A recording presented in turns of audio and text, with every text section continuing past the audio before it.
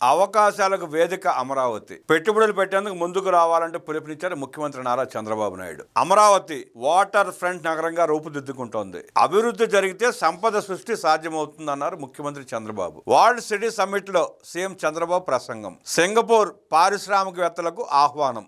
అంతర్జాతీయ మౌలిక వసతులతో నిర్మిస్తున్న రాజధాని అమరావతిలో అవకాశాలను అందిపుచ్చుకునేందుకు సరికొత్త ఆలోచనలతో రావాలని ముఖ్యమంత్రి చంద్రబాబు నాయుడు పెట్టుబడిదారులను ఆహ్వానించారు. సింగపూర్లో 2వ రోజు పర్యటనలో భాగంగా ముఖ్యమంత్రి world city summit leadership plenary 2లో పాల్గొని can smart cities love humans అనే అంశంపై ప్రసంగించారు.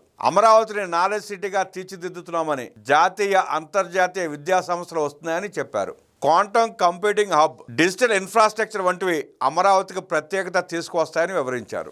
అమరావతి ప్రజా రాజధానిగా ప్రపంచంలోనే అత్యుత్తమ నగరంగా నిర్మితమవుతోందని స్పష్టం చేశారు. ఈక్విటీ, నేచర్, ఆపర్చునిటీ, లివబుల్ సిటీగా అమరావతి ఉంటుందని తెలిపారు.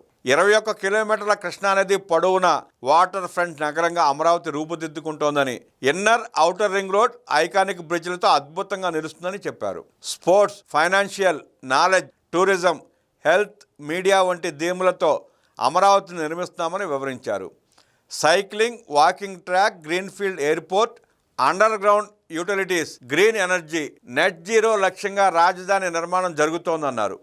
ప్రపంచంలో మరెక్కడా లేని విధంగా ఒకే ఒక్క పిలుపుతో రాజధాని నిర్మాణం కోసం రైతులు 35,000 ఎకరాలను అప్పగిస్తే వాటిని అభివృద్ధి చేసి కొంత భాగాన్ని రైతులకు తిరిగి ప్లాట్లుగా ఇచ్చామని వివరించారు. 25 ఏళ్ల క్రితం తాను ఐటీ గురించి మాట్లాడానని, ఐటీ భవిష్యత్తును ఆ రోజే ఊహించి ఫస్ట్ మూవర్ అడ్వాంటేజ్ తీసుకోవడంతో ఇవాళ తెలుగు వాళ్ళు తలసరి ఆదాయంలో అందరికన్నా ముందున్నారని పేర్కొన్నారు.